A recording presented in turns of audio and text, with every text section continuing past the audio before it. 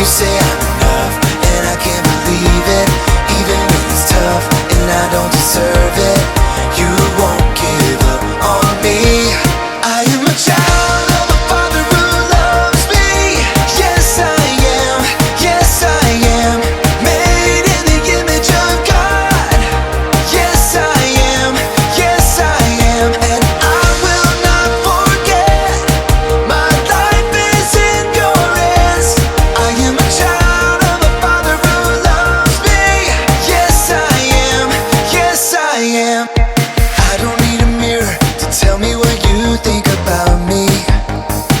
Oh no, no matter what I feel, I'm gonna trust in your words. Yeah, when you say I'm loved, I know you mean it. You say I'm enough, and I can't believe it. Even when it's tough, and I don't deserve it, you won't give up on me. I am a child of a father who loves me. Yes, I am. Yes, I am. Made in the image of God. Yes, I am. Yes, I am. And I will not forget. My life is in your hands. 'Cause I am a child of a father who loves me. Yes, I am. Yes, I am. Oh, yes, I am. Oh, yeah.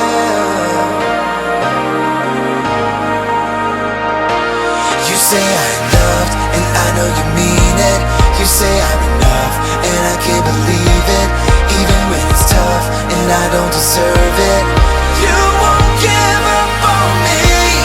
I am a child of a father who loves me. Yes, I am. Yes, I am. Made in the image of God. Yes, I am. Yes, I am. And I will not forget. My life is in your hands. 'Cause I am a child of a father who loves me. Yes, I am. Yes, I am.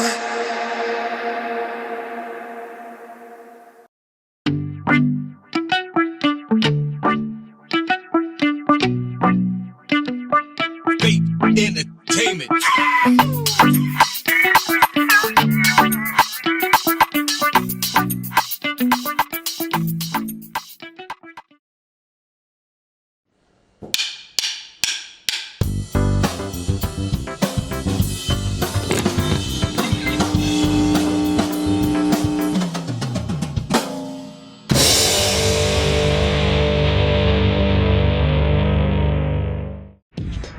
What's your default mode? How do you usually go through your day? Maybe you run on autopilot, checking off each part of your routine. Maybe you're always set to bristle and get annoyed when things don't go as planned. Maybe you get stuck every time you have to make a choice or try something new. Each of us is wired to respond differently to the things we face each day. But there's one setting we can all choose. If you follow Jesus, you can be certain that God is with you every moment of every day. That means you can take on life with confidence. When you live with confidence, you don't go on autopilot. Instead, you keep your eyes open to see what new opportunities God will bring.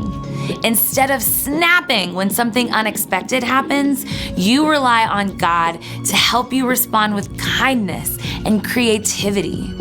And when you face tough choices, you rest in knowing God is right there with you, no matter what happens. Confidence comes from putting your life in God's hands and remembering you have a Father who loves you. And when you live like that, others can see God at work in you. That's why confidence is an amazing way to worship God with your life. Because worship is about more than just singing loud. It's all about living loud. You know what I don't understand? Banana peppers. I mean, who wants a banana-flavored pepper? Oh, John. Did you see? Yeah. Oh!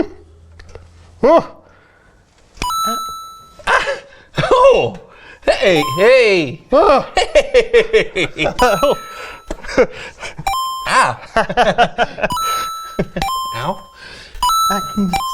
Stop on coins. Oh. Wow, look at this! We're gonna be rich. It's sore.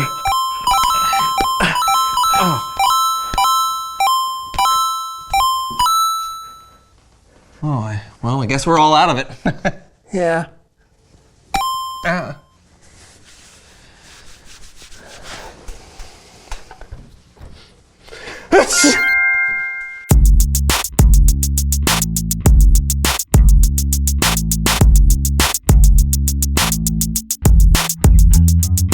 You can do it. You can do it. You can do it. You. Did that get your attention? Hi everyone. I'm Brandon. And I'm John, and this is the So-and-So Show. Brandon, you feeling nervous about doing today's show? Or? What? No. Oh, no. No, something else. Oh, No. no, really? What could possibly make my dear, very capable and steady friend Brandon so nervous that he thinks he can't do something? No, I said I can do it. Yeah, but if you really thought you could do it, then you wouldn't need to tell yourself that you can. Okay, fine. If you must know, I entered a video game competition and it takes place tomorrow and I don't feel entirely ready for A it. video game competition. That's right. That's awesome. I guess. No, it is, really. You just need some extra practice so you can build up your confidence. Okay. And what better place to practice than right here, right now, in front of all of you? I'll help you, my friend. I'm really not sure how we're gonna do. John? Hey, if you're gonna practice, Brandon, then you gotta practice with everything you've got. Well, in the competition, I'll just be using a controller with buttons. Yeah, you'll be put through a series of games to prepare you for whatever video game genre they throw your way. So let's begin. What's happening? It's a puzzle game. Sort the blocks into lines.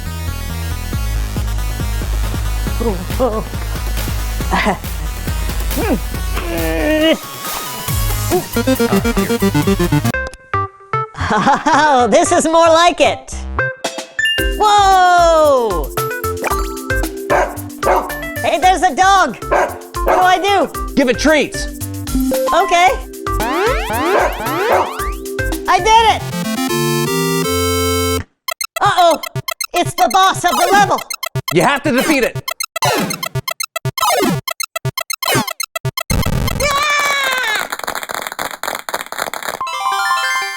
Oh, hey, you got this one, Brandon. All you have to do is race the other hot air balloons to the finish line. Okay, cool. I am ready. Whoa!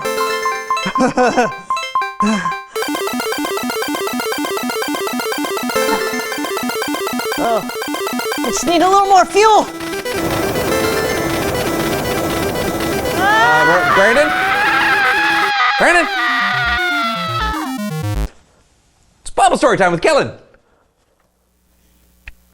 Brandon?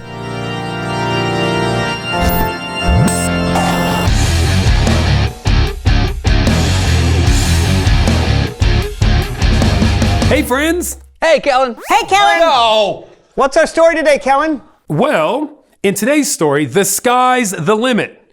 Except actually, it's not the limit. Yeah, you'll see what I mean. Our story really reaches for the stars. Did somebody say stars? Look no further, Kellen. I'm right here. Hit it, Greg. Glad you came. Glad you're here. I know it's getting late, but never fear. We'll give a blow-by-blow of the Bible story on the Melv Solomon story recap. It's good to see you, Mel. Oh, you're too kind, Kellen, too kind. And here's my brother-in-law, Greg. Don't forget about Greg. Hey, just keep your hands on the ivories, Greg. Right. Well, I'm going to get started with telling the Bible story now. Oh, you got it. You do the talking, we'll do the musical summarizing and styling. Hands. Right. So, just a little recap before our story. Remember that Jesus died on the cross in order to save the world. His disciples were completely heartbroken. They thought all hope was lost. But then Jesus rose up from the dead. He came back to life, defeating death completely. He appeared to many of his followers and friends over the course of the next 40 days. Oh, that must have been a great 40 days to feel alive like that. You know the song I'm thinking, right, Greg? Greg! Greg! Sauteed chicken! Yeah, you stayed up too late watching cooking shows again, didn't you, pal? I knew it. Hit it! No, yeah. I feel alive. I feel alive. Wind in my hair, sun on my face. I feel alive. Blood in my veins, air in my lungs. Saliva coming from my glands into my mouth, helping me to digest food. Back to you, Kellen. One day, Jesus' closest followers went to a mountain in Galilee where Jesus had told them to. When they saw Jesus, they worshiped him. But some of them still had their doubts. Then Jesus came to them and he said, "All authority in heaven and on earth has been given to me. So you must go make disciples of all nations, baptize them in the name of the Father and of the Son and of the Holy Spirit. Teach them to obey everything I have commanded you, and you can be sure that I am always with you to the very end." Now that's quite the assignment. I've been given some pretty big assignments here and there too, you know. Greg! My belly's empty. Oh, You can eat later. Okay. Play the tune. Homework. Teacher gave me homework. Can't give up, it won't work. Gotta get it done. There's reading, plus there's math and science. Scarier than giants. It is not much fun. Still, it's easier than cleaning my cat's hair off the couch and the carpet. What Jesus told his followers to do was a lot bigger than that. He told all his disciples to teach all nations about him. And it was a good thing Jesus promised to always be with him. Another day, Jesus was eating with his friends and said, "Do not leave Jerusalem. Wait for the gift my Father promised. You have heard me talk about it. John baptized with water, but in a few days, you will be baptized with the Holy Spirit." So the disciples had to wait for this gift, huh? I know a thing or two about waiting. Go! Where's the music, Greg? Aren't you feeling inspired? Greg! You can't keep falling asleep like this. We got songs to sing. Greg! wait for breakfast. The piano, that's what. No, Greg. I don't want you to eat it. I want you to play it. Let the music feed your soul. Yummy. That's the stuff. Waiting. Waiting is no fun when you know something good's about to come. Like for Christmas, your birthday, or any time a present's due. You have to wait till the gift is given to you. Or else it'd be stealing. Right. Now, here's where our story reaches new heights. After Jesus said all those things to his disciples, he was taken up into heaven. His friends watched him until a cloud hid him from their sights. Straight up to heaven, huh? You hear that, Greg? Greg, where'd you go? Did you ascend too?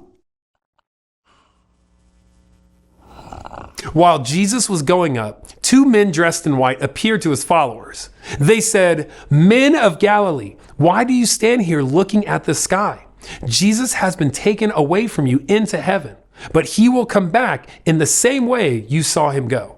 Now, wait a minute. Jesus really left? Oh, Kellen, that is not right. You said he promised to always be with them. He did, but he didn't say how he'd be with them.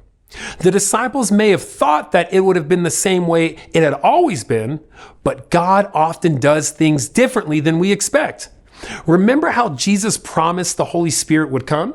Yeah? Well, that's a way Jesus can be with us all the time, through the Holy Spirit. And it's a good thing too, because in order to do what Jesus told us to do, we need to have him with us, giving us his love for people and helping us be brave and wise and kind as we teach people about him. Oh, yes! I like the sound of that. Just like I like the sound of my own singing. One more song for the crowd, don't you think, Greg? I eat music for breakfast. That's right. Now eat up. Okay. When Jesus came back to life, he was with his friends both day and night. He told them to spread the good news to everyone in the world. Then he rose up in the sky, past the clouds and out of sight. But don't you worry, don't you fret, we're not alone. We've got the Holy Spirit. I think that wraps it up for us, Kellen. Say goodbye, Greg. No! We gotta feed you before these things. Thank you, Melvin, Greg. Appreciate y'all. What'd you think, fellas? Man, that guy can sing. That's amazing. Jesus just went straight up into the sky. Pretty awesome, huh? And the fact that he sent the Holy Spirit to be with us? Oh, yeah, seriously, because, all those things he told us to do, make disciples of all nations, baptizing them and teaching them everything, that's a lot to try to do on our own. Yeah, I'm not even sure what all that means, to be honest. It means we tell people about Jesus with our words and with how we live our lives, especially our actions. The way we treat people can be one of the best ways for people to experience Jesus and his love. Oh, that makes sense. Yeah. Thanks, Kellen. Absolutely. I'll see you guys next time. Bye, Kellen. So, loving people is a big part of what Jesus told his followers to do. Yeah, because when we share God's love with others and they experience what Jesus is like, they may want to know more and follow him too. That's a pretty big deal. Mm-hmm. So... Reveal the question. Oh, this is great. How can you share God's love? Being kind to a friend or patient with a sibling, even when you feel annoyed. Yeah. Or maybe it's sharing something you have with someone who has less than you. Or you can share God's love by helping someone practice for their upcoming video game competition. Like you did for me, John. Was it helpful? Of course. Okay. It also gives me confidence to know that no matter what happens, God is always with me. Awesome. So, I guess that's all the time we have today. I'm Brandon. And I'm John. And this was the So-and-So Show. See ya. Did they wave back to us when we went? Yes. Oh, okay. Of course. See, there's Jonathan. Uh-huh. Start. Yeah. Jump. Jump. Okay, spin. Jump. Okay, go forward. Okay, turn right. Turn right. Jump. Jump left. Forward. Stop. Okay, that's not working. Okay, one more time. Forward. Stop. Okay, I think the controller is not matching up with you. Jump. Robot. Robot. Okay, chicken dance.